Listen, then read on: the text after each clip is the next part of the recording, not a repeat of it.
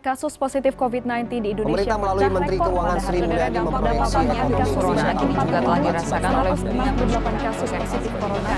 Berdasarkan data yang dihimpun Satgas Penanganan Indonesia menembus lebih dari 200.000 pada hari Selasa.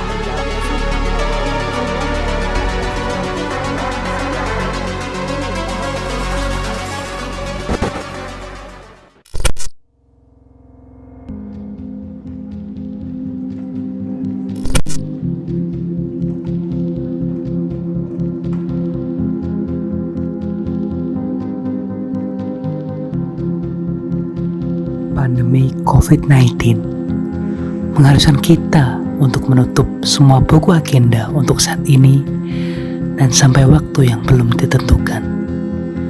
Seluruh dunia merasakan dampaknya. Lalu, apakah tujuan pembangunan dunia siap direalisasikan? Ekonomi, pendidikan, kesehatan, energi, industri yang sejatinya merupakan tujuan dari Sustainable Development Goals yang sangat kebetulan juga terdampak dengan adanya pandemi COVID-19 ini. Lalu siapkah kita untuk go on, melanjutkan cita-cita besar dunia dan merealisasikan tiap poin yang telah menjadi kesepakatan dunia tahun 2045 ini?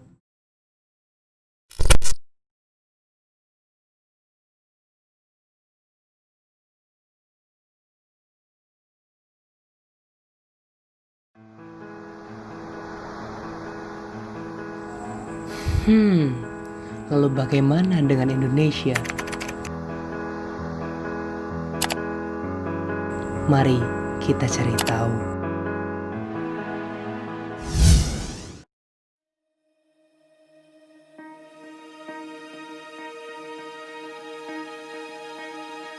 Indonesia yang terkenal sebagai negara besar takkan bisa disebut negara besar tanpa adanya sebuah wilayah tersusun atas belasan ribu pulau, ratusan kota, dan 34 provinsi. Tentu dengan jumlah wilayah yang begitu luas, begitu banyak, memungkinkan untuk pandemi COVID-19 ini sangat berdampak pada stabilitas yang ada di wilayah-wilayah tersebut. Namun, bukan hal yang tidak mungkin. Di tengah upaya untuk mengatasi penyebaran COVID-19 semakin meluas untuk saat ini, ada keinginan dan kemampuan untuk merencanakan dan merealisasikan program pembangunan daerah setelah pandemi ini berakhir, yang tentunya berorientasi untuk andil dalam proses pembangunan di Indonesia.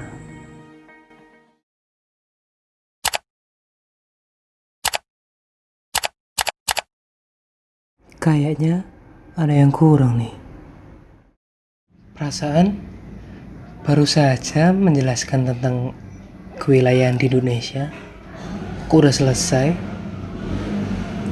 Seharusnya pembahasan mengenai konsep kewilayahan dan konsep perencanaan wilayah itu sangat luas.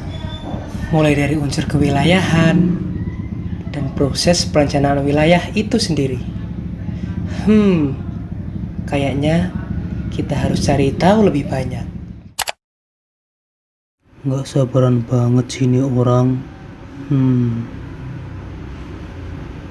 Padahal gue di sini udah nyiapin bahan semua tentang unsur kewilayahan dan perencanaan wilayah. Tinggal gue edit aja. Sabar dikit apa sih? Kan orang sabar disayang sama Tuhan. Hihihi. Oke, semuanya udah siap untuk ngelanjutin? Oke, kita lanjut sekarang.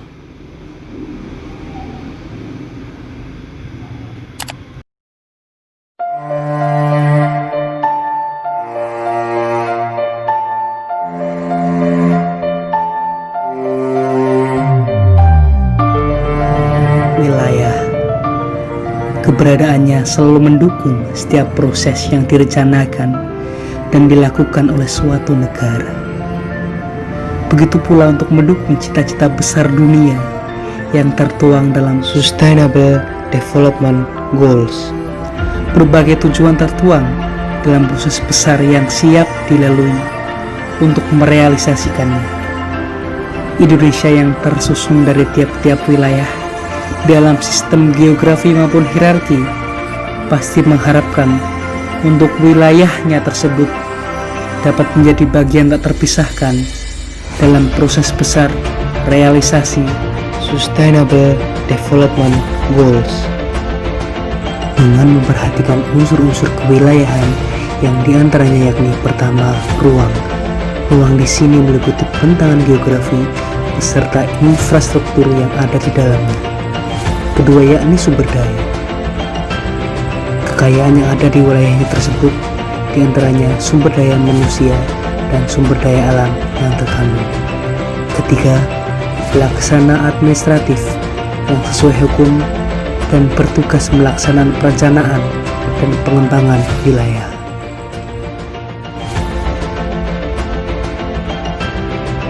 Selanjutnya, pelaksanaan perencanaan wilayah atau regional planning dengan memperhatikan unsur kewilayahan.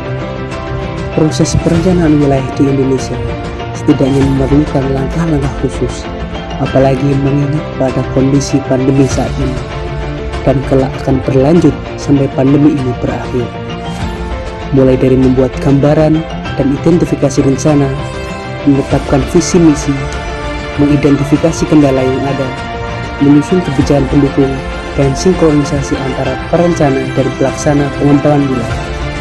Kita yakin bahwa di tengah pandemi ini kita siap untuk go on dan melanjutkan proses regional planning demi merealisasikan pembangunan nasional pada khususnya dan untuk Sustainable Development Goals pada umumnya.